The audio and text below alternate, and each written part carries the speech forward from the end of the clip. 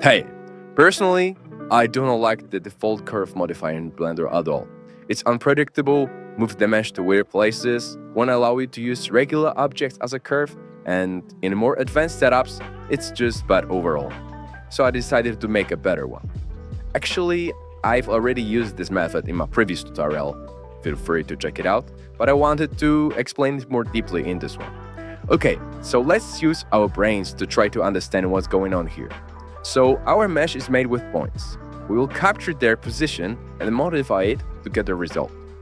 We will separate the positions into X, Y, and Z to use them as single values later.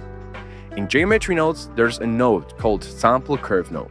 It has a factor parameter, and it gives us information about specific data based on the factor. First, we want to align all points to the curve. So we will sample the position and set it as our points position. By putting the y value as the factor, we get a different sample value as the factor is different for each point. To make this thing move, we just need to add some value to the y. But to keep the proper object scaling, we need to divide this by the curve length. To add the width, we will sample the normal from the curve and use the x as the factor. The normal is the vector pointing sideways from the curve. So by just multiplying this vector with a single value, we are just scaling it up or down. To add height, we will use the same method, but there's no vector pointing up from the curve, so we need to create it. We'll just rotate the normal around the tangent vector by 90 degrees and multiply it with the z. By the way, the tangent is a vector that shows the curve direction. And that's the whole magic. Now let's get straight to the practice part. I've already created this basic setup. I just used a scaled cube and added some cuts to give us more geometry to work with. Also, I created this curved line that's actually a mesh, not a curve yet. Okay, so let's create a new geometry nodes modifier. I will call it custom curve. So first, we need to turn our line into an actual curve if needed. Let's add a few nodes for that. Compare node, domain size, switch node, and mesh the curve. Connect the geometry to all of these like that. And now we need to check if there are any curve points in the geometry. So change this to curve and plug the point count into the compare node. There are two types of instancing the object. The relative one keeps the curve transformed. So when we move it, nothing really happens. The original one adds the location, rotation, and scale of our object. I would like to add this functionality to our modifier. So let's duplicate the object info node and set this one to relative. Now add the menu switch node. Change its type to geometry and plug both of these here.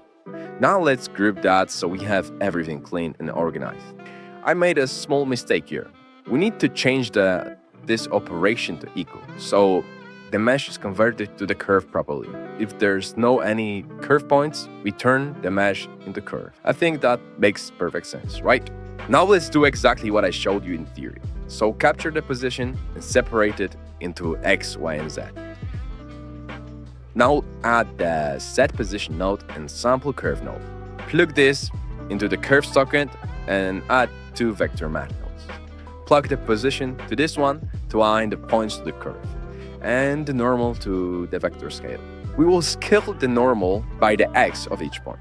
Add these together, and now let's create the height. So duplicate the scale node and add the vector rotate. We will rotate the normal around the tangent axis by 90 degrees, and we will scale this new vector with a z.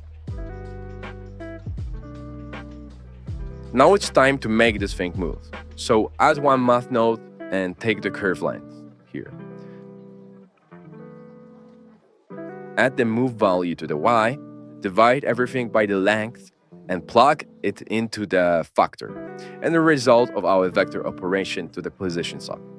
Nice, but to avoid clipping the mesh on the edges, we need to add some constant values and mix between them to move the object.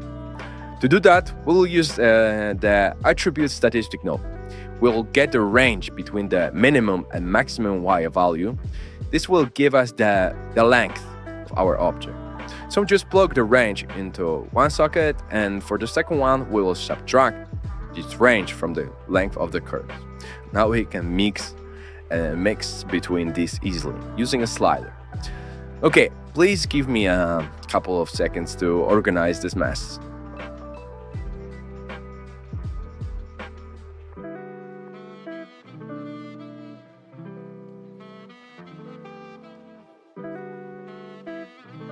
Okay, good enough. Now I would like to show the curve, so we can see the actual shape we are moving the object along. We will just join the geometry and use a switch node to control if it should be visible or not.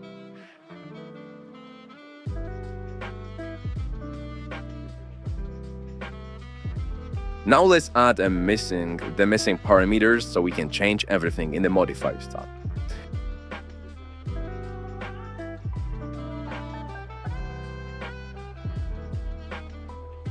Nice. As you can see, it works perfectly. We can move the object, show the curve, and change the type between relative and original. The last thing that's missing is switching between different axes, so we can move that object not only along its y-axis. To do that, we will just add the vector rotate node and many switch node. We will just rotate the object around on different axes by 90 degrees. So let's plug the many into the group input, and that's all. Congratulations, you've just made your own curve modifier. If you have any questions, I'm here for you guys, and I will be very glad to answer. I hope you will create some amazing stuff with this. Also, I wanted to say thank you for all your support, likes, subs. Honestly, didn't accept so much love from you. So thank you very, very much. Okay, that's all for this video. Have a good day and bye.